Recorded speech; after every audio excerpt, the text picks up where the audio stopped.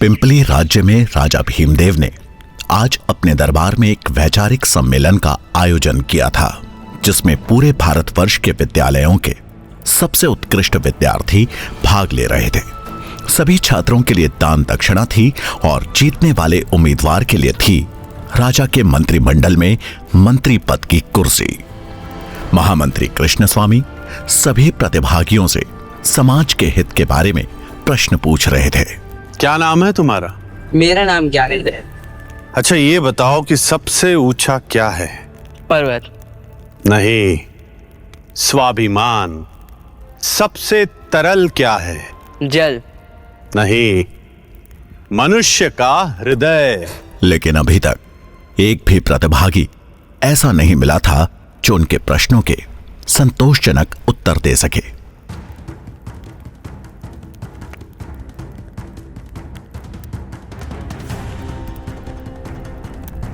अपना परिचय दो।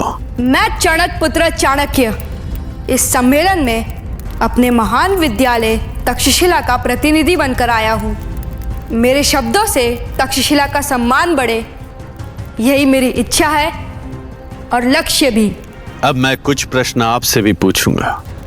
ये बताओ कि सबसे बड़ा शत्रु कौन है? अहंकार। अहंकार से बड़ा कोई और शत्रु नहीं। अच्छा, ये बताओ कि सबसे बड़ा धन क्या है? विद्या। विद्या ही सबसे बड़ा और अनमोल धन है। राजा भीमदेव ने उस उत्तर में कोई रुचि नहीं दिखाई। उनके लिए एक राजा के राजकोष का धन ही सबसे बड़ा धन था। और सबसे बड़ा वीर कौन है? दानवीर। चाणक्य का यह उत्तर राजा भीमदेव को चुभ गया। उन्हें लगा मानो चाणक्य उनकी संपन्नता, उनकी वीरता का उपहास कर रहा हो। रुकिए महामंत्री, इस ब्राह्मण बालक से अगला प्रश्न हम पूछेंगे। बताओ बालक, शास्त्र बड़े या राजा?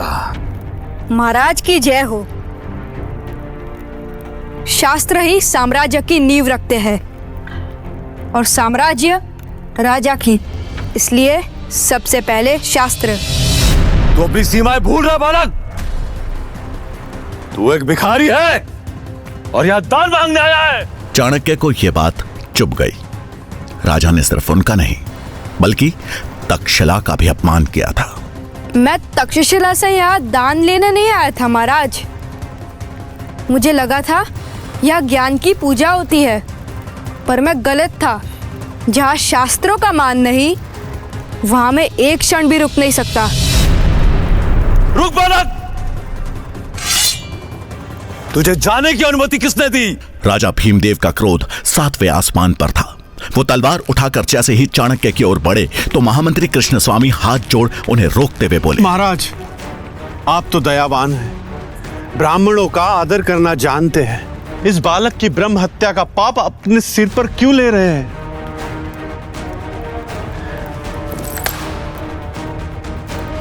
और एक बात गांठ बांध लो, अगर यही आचरण रहा तो जिस शिखा का तुम दम भर रहे हो ना,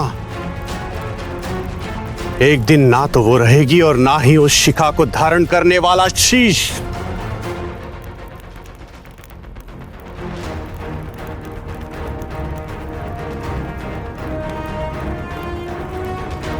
इस बात को कुछ साल बीत गए। भीमदेव के दरबार से निकाला गया तक्षशिला का यह छात्र आज उसी शिक्षा के मंदिर में आचार्य चाणक्य के नाम से प्रसिद्ध था।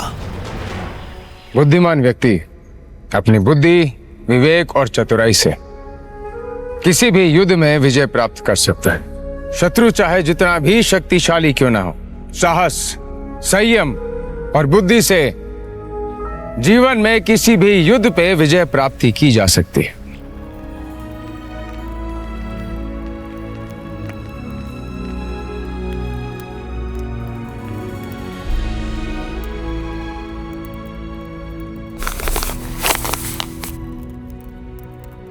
खबर सुन चाणक्य चकित रह गए। सिकंदर कभी भारत पहुंच सकता है और ये सूचना अति शीघ्र महाराज धनानंद तक पहुंचनी चाहिए। आप तो जानते हैं ना धनानंद कैसा राजा है, और भला वह आपकी बात क्यों मानेगा? मैं स्वयं महाराज के पास जाऊंगा अखंड भारत का प्रस्ताव लेकर।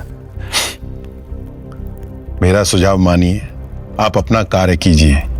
बच्चों को शिक्षा देने का कार्य, उसी में भलाई है आपकी। आचार्य ब्राह्मण का कर्तव्य होता है लोगों का मार्गदर्शन करना, और यदि महाराज धनानंद अपने मार्ग से भटक गए हैं तो ये मेरा कर्तव्य बनता है कि मैं उन्हें सही मार्ग दिखाऊं। मैं आज ही मगध के लिए प्रस्थान करूंगा।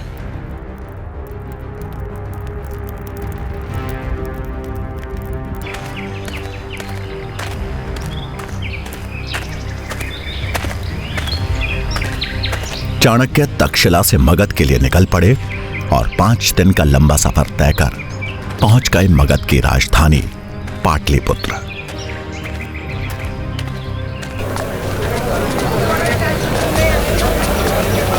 उन्हें नगर में कदम रखे कुछ ही क्षण हुए थे कि पाटलिपुत्र की जनता पर हो रहे अत्याचार का सच उनके सामने था।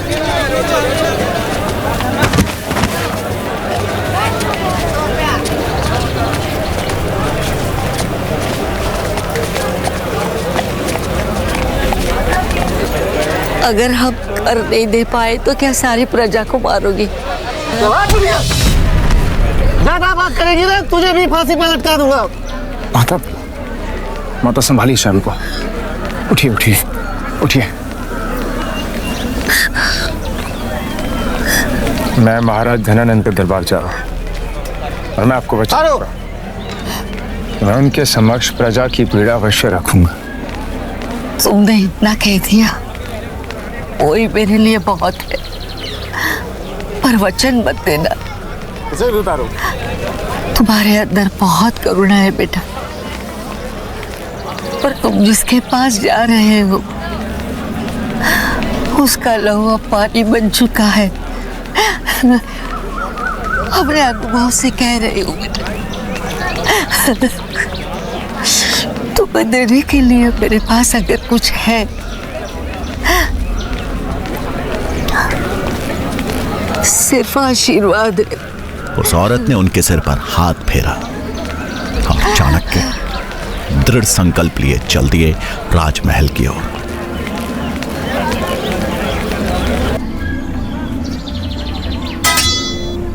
आप कौन हैं? मैं तक्षशिला का आचार्य चाणक्य हूँ।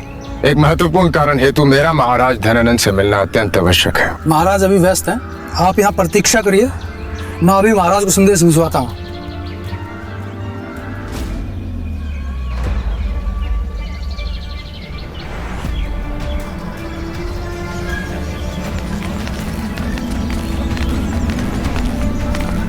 प्रतीक्षा करते करते शाम हो गई।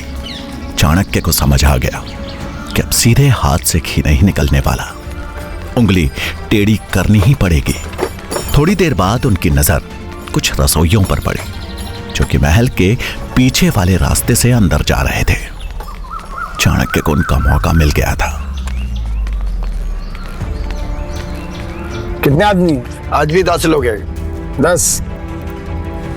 उन्होंने अपना भेष बदला और उन रसोइयों की टोली में शामिल होकर महल के अंदर प्रवेश कर गए। एक सैनिक ने गिनती शुरू कर दी कि तभी चाणक्य का दिमाग तेजी से चलना शुरू हुआ। मौके का फायदा उठा चाणक्य ने वहां से अपना रास्ता बदल लिया और निकल गए राज दरबार की खोज में।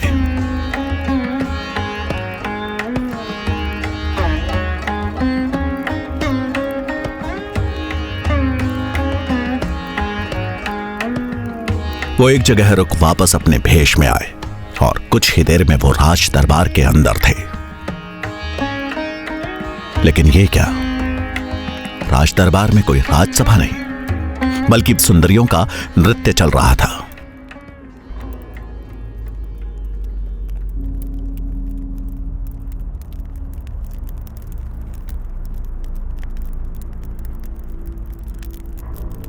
कौन हो तुम और अंदर कैसे आए? प्रणाम महाराज, मैं तक्षशिला का आचार्य चाणक्य हूं। प्रणाम आचार्य। और ऐसी क्या वजह रही कि आप बिना आज्ञा अंदर आ गए?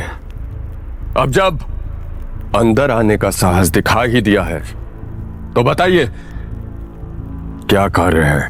महाराज गांधार के राजा अंबी ने मैसेडोनिया के सम्राट सिकंदर के समक्ष आत्मसमर्पण कर दिया। अब सिकंदर कभी भी भारत पहुंच सकता है। हमें देश की रक्षा करनी होगी और उसके लिए हमें अखंड भारत का निर्माण करना होगा। और यही प्रस्ताव लेकर मैं आपके समक्ष आया।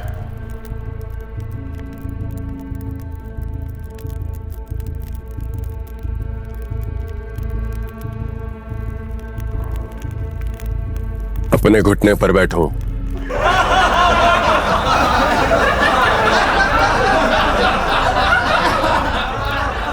सुना नहीं? अपने घुटने पर बैठो। चाणक्य ने इस अपमान को सह लिया, क्योंकि उस समय उनके मन में सिर्फ और सिर्फ प्रजा और देश की चिंता थी। कुछ बोलने से पहले ये याद रखना कि यही तेरी औकात है। महाराज, बहुत हुआ चाणक्य। 2 कौड़ी के शिक्षक हो तुम। अब तुम मुझे बताओगे कि राज्य कैसे चलाना है। तेरा भाग्य अच्छा है कि हम ब्राह्मण की हत्या नहीं करते, अन्यथा तेरा सर अभी तक धड़ से अलग हो चुका होता। चुपचाप अपना कार्य करो। युद्ध के बारे में सोचना और करना हमारा काम है। क्षमा कीजिए महाराज, किंतु यह राज्य जितना आपका है उतना हमारा भी है, और इसी कर्तव्य का पालन करने हेतु मैं आपसे मदद मांगने आया था। किंतु आप तो यहाँ नृत्य और मदिरापान में लीन हैं। और यदि ऐसा ही चलता रहा तो शीघ्र ही समस्त भारत का सर्वनाश हो जाएगा। सिकंदर जब मगध के ऊपर आक्रमण करने की योजना बनाएगा तब हम उससे निपट लेंगे। इससे पहले कि हम भूल जाएं कि तुम एक ब्राह्मण हो, जिस गति से यहां पर आए थे उसी गति से वापस लौट जाओ।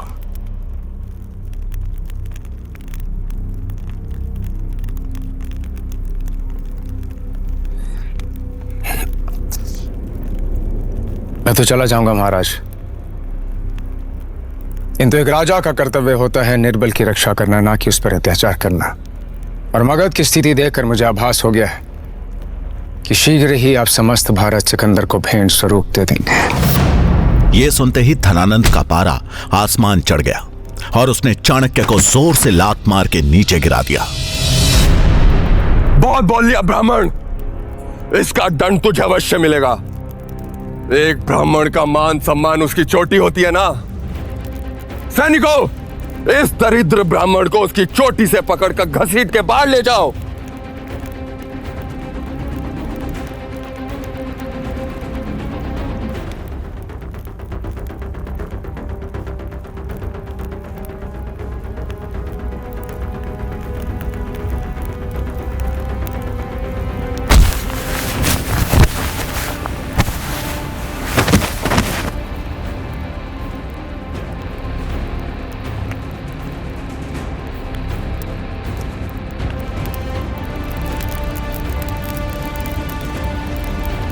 भूल होगी मुझसे जो तुझ जैसे पापी से मैं इस देश को बचाने की उम्मीद रख बैठा। अपमान किया है तूने एक शिक्षक का, ब्राह्मण की शिखा का, और तुझे इसका भारी मूल्य चुकाना पड़ेगा। मैं चाणक्य पुत्र चाणक्य, तक्षशिला का आचार्य, धरती और आकाश समेत 10 दिशाओं को साक्षी मानकर आज ये प्रण लेता हूं, जब तक तेरे और तेरे नंद वंश का समूल नाश नहीं कर देता, तब तक इस राज सिंहासन पे किसी योग्य राजा को नहीं बिठा देता। मैं अपनी शिखा नहीं बांधूंगा। आचार्य चाणक्य की यह प्रतिज्ञा नंद वंश के विनाश और अखंड भारत के निर्माण की घोषणा थी, जिसे सुन सब सन्न रह गए और चाणक्य बिना पीछे मुड़े वहां से निकल गए। सैनिकों, यदि ये ब्राह्मण भविष्य में इस राज्य के आसपास कहीं भी नजर आए तो इसका सर धड़ से अलग कर बीच बाजार में लटका दिया जाए। धनानंद से मिले अपमान के बाद चाणक्य ने उसी दिन मगध छोड़ दिया, और अब आचार्य चाणक्य के जीवन का एक ही लक्ष्य था, एक ऐसे राजा को चुनना जो धनानंद की राजगद्दी छीन सके।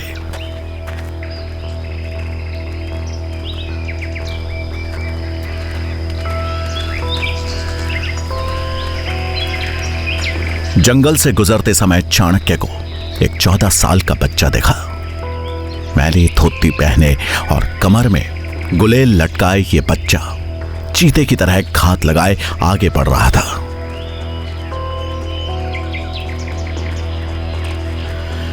कुछ दूर पीछे चलने के बाद चाणक्य ने देखा कि वो बालक जिन 2 लोगों का पीछा कर रहा है वो भी एक अकेले जा रहे यात्री का पीछा कर रहे हैं।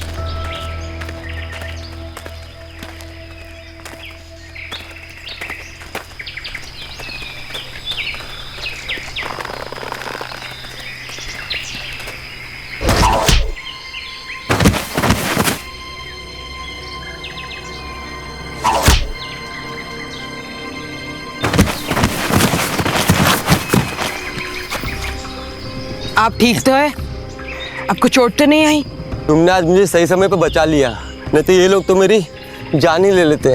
अरे नहीं, ये लोग आपकी जान नहीं लेते, केवल आपको लूटकर यहाँ से चले जाते हैं। परंतु अब आप सुरक्षित हैं, आप यहाँ से जा सकते हैं। धन्यवाद।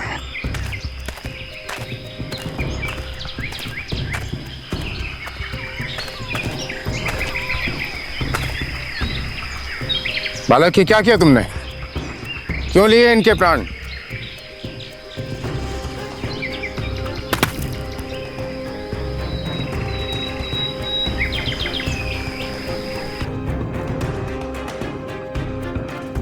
ये दोनों लुटेरे हैं और अक्सर चाकू की नोक पे यात्रियों को लूट लेते हैं। अगर आज मैं इन्हें नहीं मारता तो उन यात्रियों के साथ हादसा हो सकता था। परंतु अब चिंता मत कीजिए, ये दोनों कुछ समय बाद उठ जाएंगे और तक वो यात्री भी कहीं दूर निकल चुके होंगे। तुम इतने विश्वास से कैसे कह सकते हो कि इन्हें कुछ नहीं हुआ? क्योंकि मैंने उन्हें एक ऐसी जगह मारा है जहाँ पे वो केवल मूर्छित हुए हैं, उन्हें चोट नहीं आई है। ये दोनों भी अपनी परिस्थितियों से विवश है, परंतु इसका मतलब ये तो नहीं कि चोरी करे। मेरे लिए वो यात्री और ये दोनों चोर एक समान है।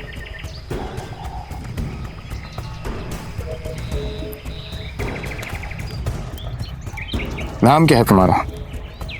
चंद्रगुप्त।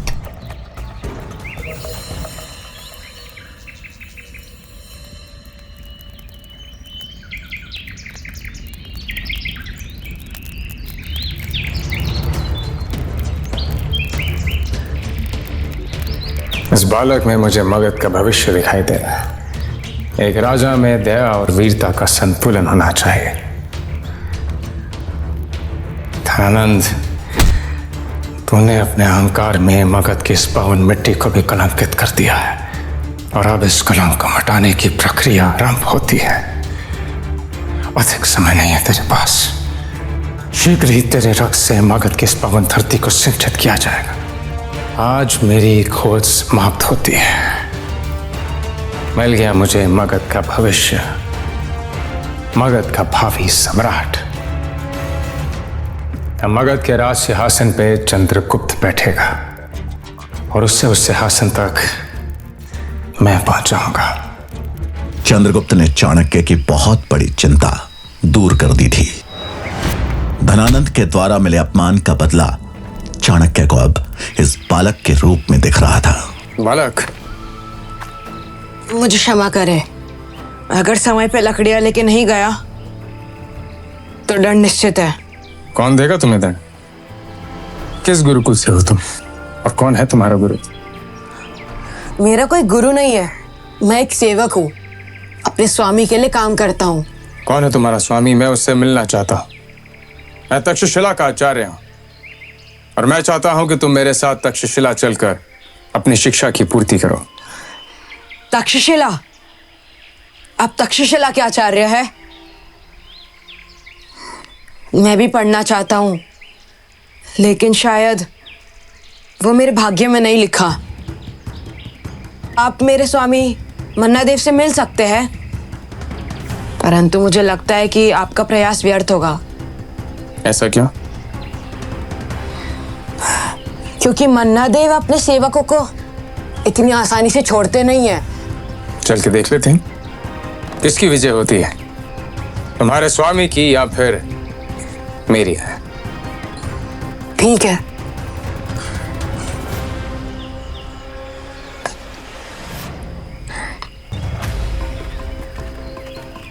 कुछ ही समय में दोनों जंगल के किनारे पर बसे एक छोटे से गांव में पहुंचे। मन्ना के पास चंद्रगुप्त जैसे सैकड़ों सेवक थे, जिनसे वो अपना काम तो करवाता ही था और सही दाम मिलने पर उन्हें बेच भी देता था। जब चंद्रगुप्त चाणक्य को लेकर मन्ना के पास पहुंचा तो उसका गुस्सा फूट पड़ा। पूरा दिन निकल गया, वही मात्र इतनी सी लकड़ियों के लिए। अब कल तुम इसकी 5 गुना लकड़ियां लेकर के आओगे, तभी भोजन को हाथ लगाना। यह सुन चाणक्य समझ गए कि यह मन्ना धनानंद जितना ही क्रूर और निर्दयी है। इससे क्यों दंड दे रहे हो तुम? ये दंड का नहीं, पुरस्कार का अधिकारी है। इस सब में इसका कोई दोष नहीं। अभी अभी इसने एक यात्री के प्राणों की रक्षा की है। आपके यात्री की जान तो बच गई श्रीमान, परंतु मेरा तो नुकसान हुआ ना। कर दीजिए मेरे नुकसान की भरपाई, चुका दीजिए मेरा उचित मूल्य। मैं इस बालक को भोजन दे दूंगा, तब तक इस बालक को भोजन नहीं मिलेगा। मान्यवर, मैं तक्षशिला का आचार्य चाणक्य हूं और मूल्य आपको अवश्य मिलेगा, किंतु उससे पूर्व आपको इस बालक को मुक्त करके मुझे सौंपना होगा, और फिर उचित समय आने पर मैं आपको आपकी आशा से अधिक धनवान बना दूंगा। ये मेरा वचन है। सुना आपने? हे आचार्य, मुझे धनवान बनाएगा। व्यापारी हो श्रीमान, इसलिए आप मुझे सपने ना ही दिखाए तो बेहतर होगा। आप मेरा उचित मूल्य ला करके मुझे दें। मैं ये बालक तो क्या, मैं इससे भी अच्छा सेवक ला करके दूंगा तुम्हें।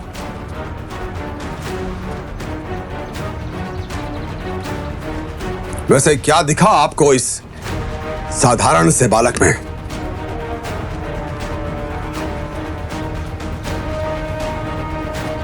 मगध का भविष्य, मगध का सम्राट। ये बालक मगध का सम्राट तुम्हें कहां से लगता? कदापि नहीं बन सकता ये। मान्यवर, सपने देखने का अधिकार उन्हें ही होता है जिनमें सपनों को पूरा करने की क्षमता हो, और ये मैं इसी क्षण सिद्ध कर सकता हूं। अच्छा, वो कैसे श्रीमान? करवा लीजिए प्रतिस्पर्धा, लड़ा लीजिए इस बालक को अपने किसी भी सेवक के साथ। यदि ये विजय होता है तो ये मेरा शिष्य बनेगा, और यदि ये हार जाता है तो इसके साथ साथ मुझे भी आपकी अधीनता स्वीकार होगी। मैं भी आपका सेवक बनूंगा। मुझे स्वीकार है आचार्य। अब ये और तुम दोनों को मेरी अधीनता स्वीकार करनी होगी। अब देखो आचार्य, मेरा सेवक कैसे धूल चटाता है इस बालक को। मायादेव, देखो।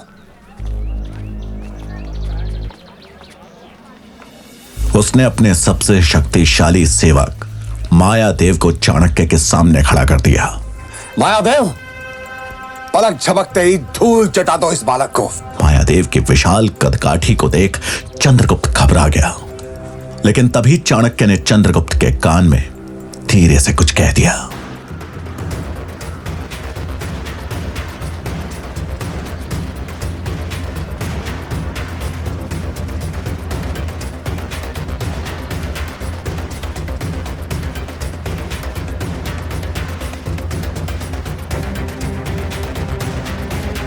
तभी मायादेव ने चंद्रगुप्त पर हमला बोल दिया। हालांकि चंद्रगुप्त अपनी फुर्ती दिखाते हुए बच गया। फिर कुछ देर यही चलता रहा। तभी अचानक चंद्रगुप्त ने मायादेव के घुटनों पर प्रहार किया।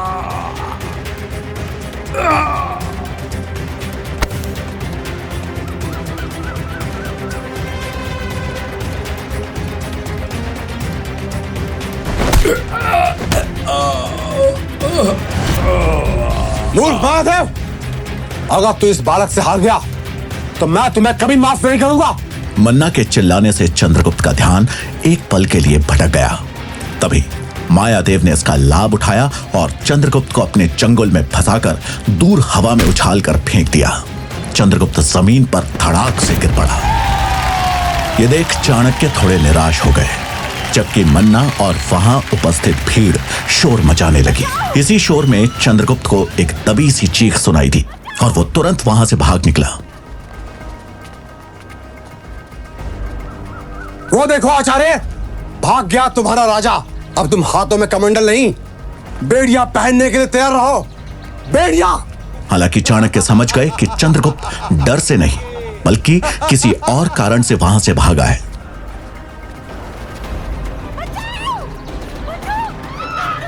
तभी एक लड़का दौड़ता हुआ आया। स्वामी, आपकी पत्नी, उनको गौशाला में खूंखार भूखे तेंदुए ने घेर लिया है, जल्दी चलिए। ये सुन मन्ना हड़बड़ाहट में गौशाला की तरफ भागा।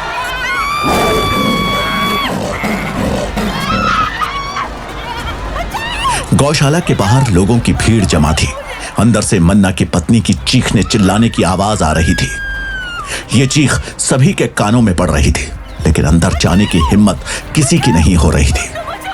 और तभी सबको अचंभित करते हुए बालक चंद्रगुप्त ने गौशाला के अंदर छलांग लगा दी।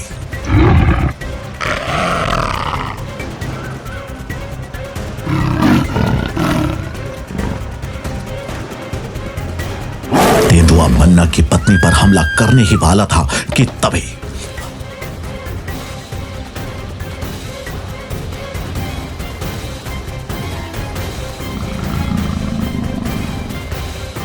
माई, अब आप सुरक्षित हैं। मैंने तेंदुओं को मार दिया है। जब मन्ना की पत्नी ने अपनी आंखें खोली तो उसे यकीन नहीं हुआ। उसके सामने चंद्रगुप्त खड़ा था। आज एक साधारण से सेवक ने मन्ना की पत्नी की जान बचाई थी।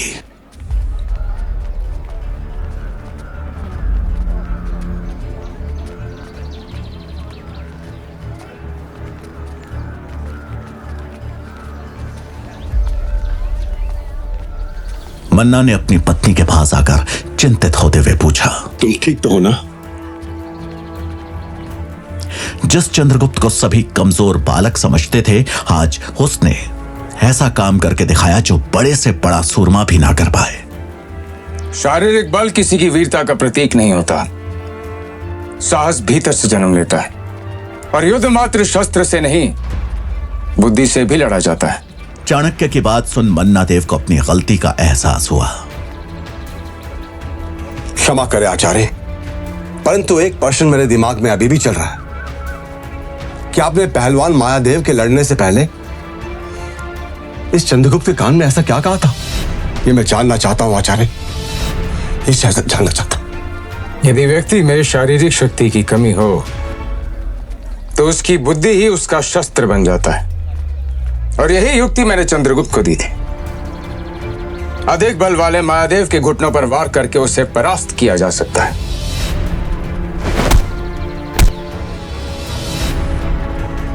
मन्ना देव चाणक्य के प्रतिभा से समझ गया था कि ये कोई साधारण आचार्य नहीं बल्कि बहुत बुद्धिमान और अनुभवी आचार्य है। उसने चाणक्य से माफी मांग चंद्रगुप्त को आजाद कर चाणक्य को सौंप दिया।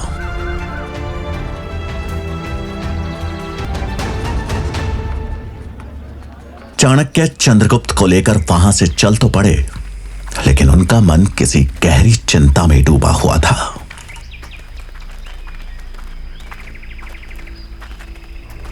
यदि यशोधरा तक धनानंद के दरबार वाली घटना पहुंच चुकी है तो न जाने वो किस मानसिक स्थिति में होगी। उसके प्राणों के लिए संकट हो सकता है।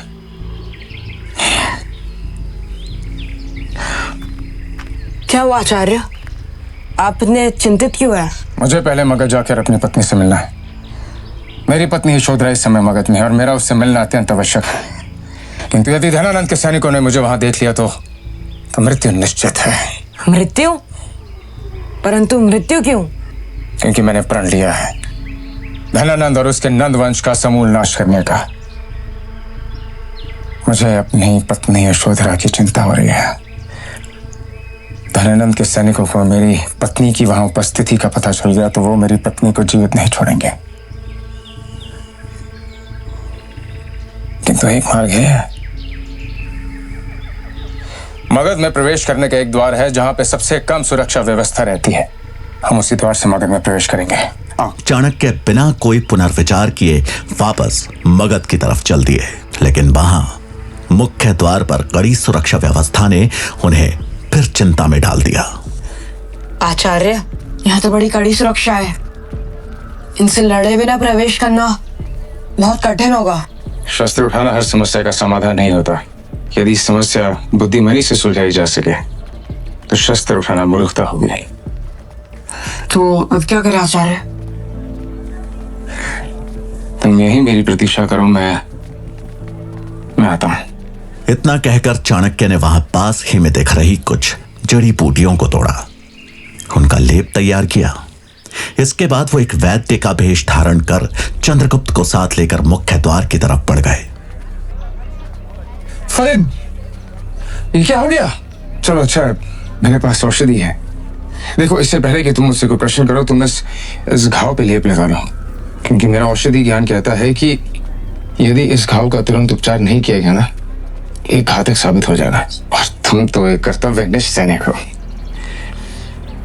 एक वैद्य होने के नाते मेरा कर्तव्य बनता है कि जो सैनिक मेरे और मेरे परिवार की रक्षा करता है उसे मैं हर संभव रूप से सहायता दूं। उनकी आंखों में झलक रहे सत्य और करुणा के भाव को देख उसने बगैर कोई प्रश्न किए चाणक्य का धन्यवाद किया और उन्हें प्रवेश करने की अनुमति भी दे दी।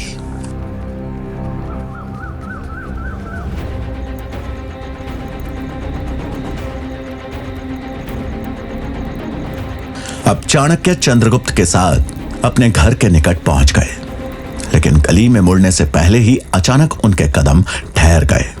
चंद्रगुप्त ने हैरान होते हुए पूछा, क्या हुआ आचार्य? आप अचानक से रुक क्यों गए? धनानंद के गुप्त सैनिक मेरे घर के समीप हो सकते हैं। संभवतः वो मेरी ही प्रतीक्षा कर रही हो। तो अब क्या करना चाहिए? तुम भिक्षक के रूप में मेरे घर में प्रवेश करा। यदि वहां कोई सैनिक या कोई गुप्तचर हुआ तो तुम्हें आभास हो जाएगा।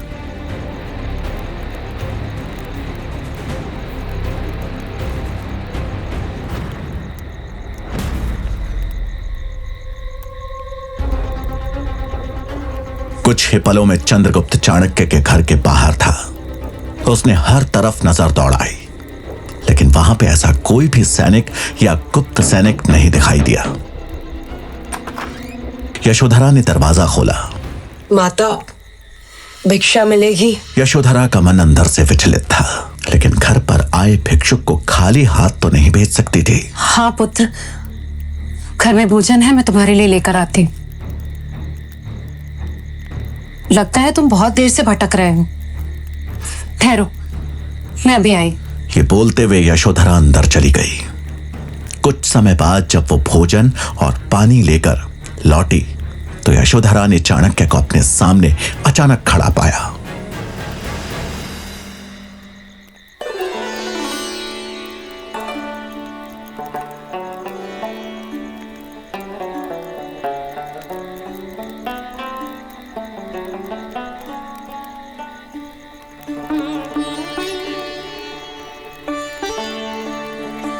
कहाँ थे आप? मैं कितनी चिंतित हो गई थी। कहाँ चले गए थे आप? और ये बच्चा आपके साथ है? भीतर से आओ, सब बताता हूं।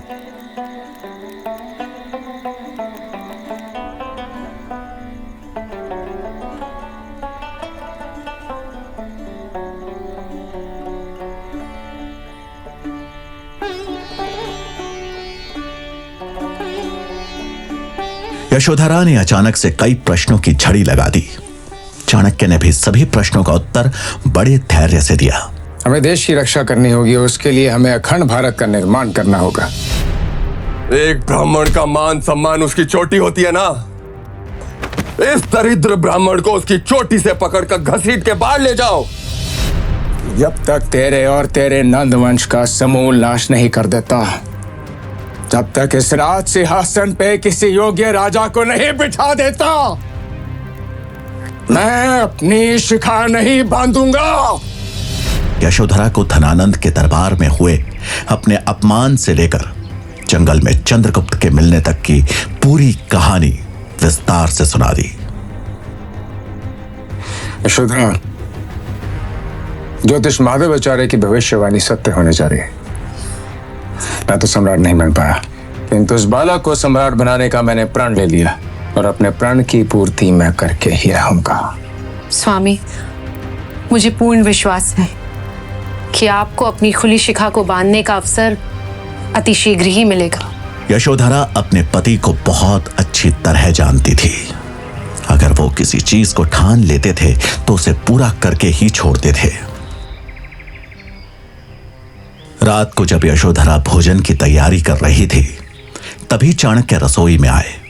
उनके हाथ में एक प्याले में रखा गाढ़ा सा पदार्थ था, जिसे देखकर यशोधरा ने उत्सुकता से पूछा, स्वामी, औषधि, आपका स्वास्थ्य तो ठीक है? ये औषधि नहीं, ये विष है। विष? विष? परंतु किस लिए? चंद्रगुप्त के लिए। तुम उसके भोजन में मिला के उसे खिला देना। नहीं, मैं ऐसा नहीं कर सकती। स्वामी, आप ऐसे कह भी कैसे सकते हैं? इतना छोटा बालक, और आप मुझसे कह रहे हैं कि उसके भोजन में विष मिला दूं? यशोधरा, तुम्हें जितना कहा है तुम करो।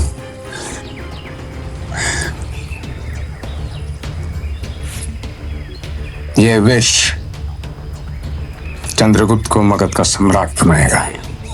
यशोधरा हैरान थी कि चाणक्य इस छोटे नन्हे से बालक चंद्रगुप्त को विष देने की बात क्यों कर रहे हैं। ये विष मैं चंद्रगुप्त को कैसे दे सकती हूँ? यशोधरा, तुम तो जानती हो कि विष ही विष को काटता है।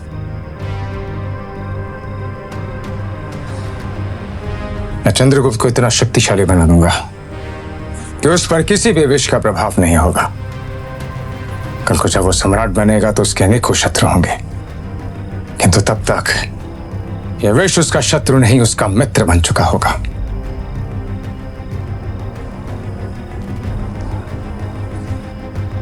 मैं चंद्रगुप्त को इतना शक्तिशाली बना दूंगा कि विष का कोई भी विष उसका बाल भी बांका ना कर पाए। और इसीलिए आज से ही उसके भोजन में थोड़ी मात्रा में विष मिलाने की प्रक्रिया मैं आरंभ कर रहा हूं। परंतु स्वामी, यशोधरा, आपकी लीला आप जाने, क्या भगवान जाने।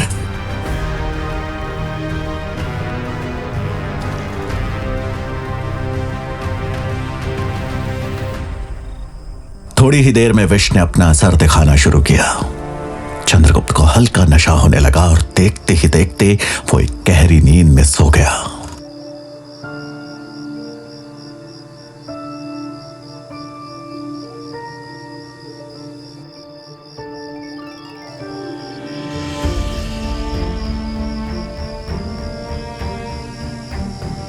छोटे चंद्रगुप्त को इस तरह से सोते हुए देखकर यशोधरा उसे ममता भरी नजरों से बस निहारे ही जा रही थी।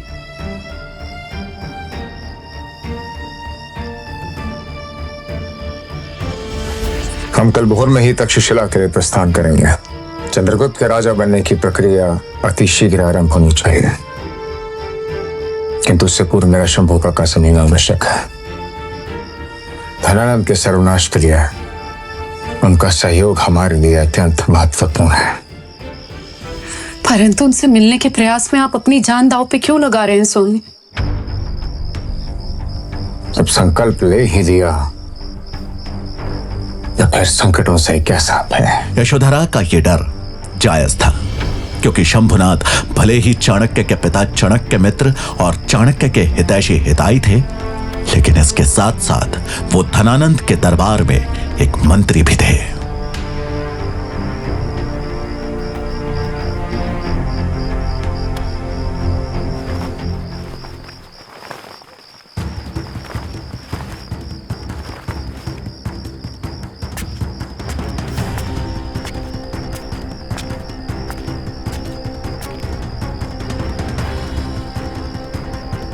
तभी शंभुनाथ अपनी पूजा समाप्त कर मंदिर से नीचे उतरने लगा।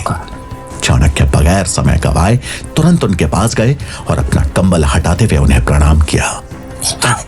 तुम क्या काका, तुम्हें पता है यदि किसी ने यहाँ तुम्हें देख लिया तो मृत्युदंड तय है। काका, मुझे इस बात का आभास है, किंतु आप चिंता मत कीजिए। इस समय किसी की दृष्टि नहीं है हम पे। मैं मात्र आपको ये बताने आया हूं कि धनानंद के सर्वनाश की प्रक्रिया आरंभ हो चुकी है।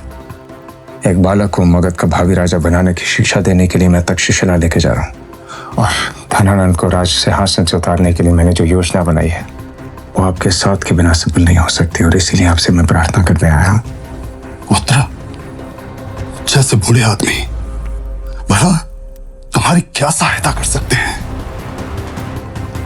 लेकिन तुम्हारी जो भी योजना है मुझे बताओ। काका, मैं मात्र इतना ही चाहता हूं कि धनानंद के शासन के निर्बल पहलू पर अपनी दृष्टि रखें, क्योंकि उचित समय आने पर हम पहला वार उसी निर्बल पहलू पर करेंगे।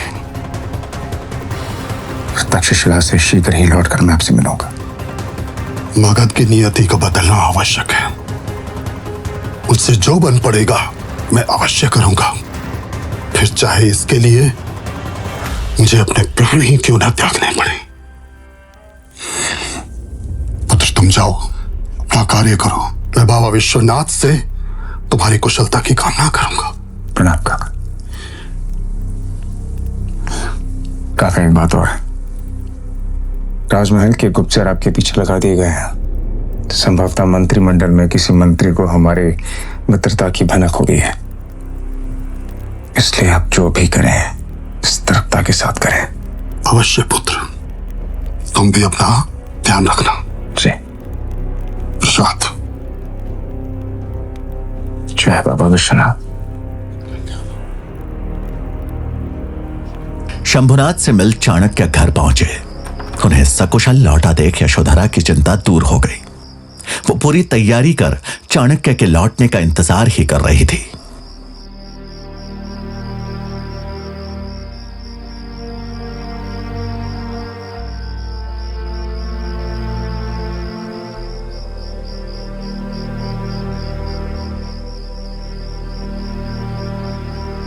सूरज की पहली किरण निकलने तक चाणक्य और चंद्रगुप्त मगध की सीमा से बाहर निकल चुके थे।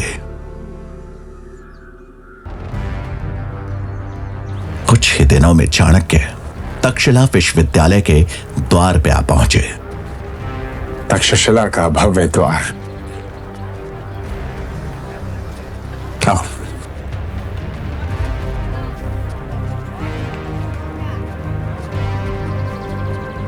चंद्रगुप्त, तुम यहाँ प्रतीक्षा करो, मैं तुम्हारे प्रवेश की अनुमति लेकर आता था। जी आचार्य।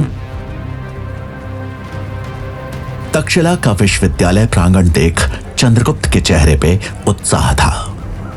सैकड़ों विद्यार्थियों को अलग अलग विद्याओं का अभ्यास करते देख उसकी आंखों में एक चमक आ गई। चाणक्य चंद्रगुप्त को एक जगह प्रतीक्षा करने की बात को कहकर आचार्य कक्ष की तरफ चल दिए, जहां विश्वविद्यालय के कुलपति और बाकी शिक्षक गण भी मौजूद थे। कुलपति महोदय, शिक्षकगण, प्रणाम। मैं अपने साथ यहां पर एक बालक को लेकर आया जिसका नाम है चंद्रगुप्त। उसकी क्षमता का प्रशिक्षण करने के पश्चात ही मैं उसे अपने समक्ष लेकर आया। आपसे आग्रह है कि शिक्षा प्राप्ति हेतु आप उसे इस गुरुकुल में प्रवेश की अनुमति दीजिए। कुलपति महोदय, मैं आचार्य चाणक्य को याद दिलाना चाहता हूं कि यहाँ छात्रों के प्रवेश के लिए एक निश्चित परंपरा है, उसकी गरिमा का हमें पालन करना होगा। आचार्य चाणक्य, आप हमें बस ये बताएं कि जिस बालक को आप यहां लेकर आए हैं, क्या वो किसी राजकुल से है? आचार्य, वो क्षत्रिय अवश्य है, किंतु किसी राजकुल का नहीं है। ये सुन के वहां बैठे सभी शिक्षकगण हैरान रह गए। फिर उसे प्रवेश कैसे मिल सकता है आचार्य? उसके गुणों के आधार पर। बात ये नहीं है आचार्य। बात यही है आचार्य, इस महान विश्वविद्यालय की इस प्रतिष्ठित गुरुकुल की गरिमा यहाँ का ज्ञान है। ज्ञान ही तक्षशिला की पहचान है, वो ज्ञान जो हम सभी छात्रों को समान रूप से देते हैं। तो ज्ञान प्राप्ति का अवसर भी तो सभी छात्रों को समान रूप से मिलना चाहिए, ऐसा मेरा मानना है। किंतु उसके पश्चात भी जो कुलपति महोदय का निर्णय होगा उसे ही अंतिम निर्णय माना जाएगा। आचार्य गजानन, आचार्य चाणक्य की बातें कुछ हद तक उचित तो है, इसलिए यहां के कुलपति होने के नाते मैं ये निर्णय लेता हूं कि आचार्य चाणक्य द्वारा लाए गए बालक को हमारे यहां प्रवेश के लिए यहां की परीक्षा में सफल होना पड़ेगा। अगर वो सफल होता है तो तक्षशिला का द्वार उसके लिए खुल जाएंगे। मुझे आपका निर्णय स्वीकार है कुलपति महोदय। मुझे भी आपका निर्णय स्वीकार्य है कुलपति महोदय, परंतु एक निवेदन है कि यह परीक्षा निष्पक्ष रहे और उसके लिए आवश्यक है एक ऐसी परीक्षा समिति का गठन करना जो आचार्य चाणक्य के प्रभाव से प्रभावित होकर नहीं अपितु चंद्रगुप्त के गुणों को परख कर निर्णय ले। मैं आपकी अनुमति से इस परीक्षा समिति का गठन करना चाहता हूं। अनुमति है। अनुमति मिलते ही गजानन के चेहरे पर एक कुटिल मुस्कान उभर आई।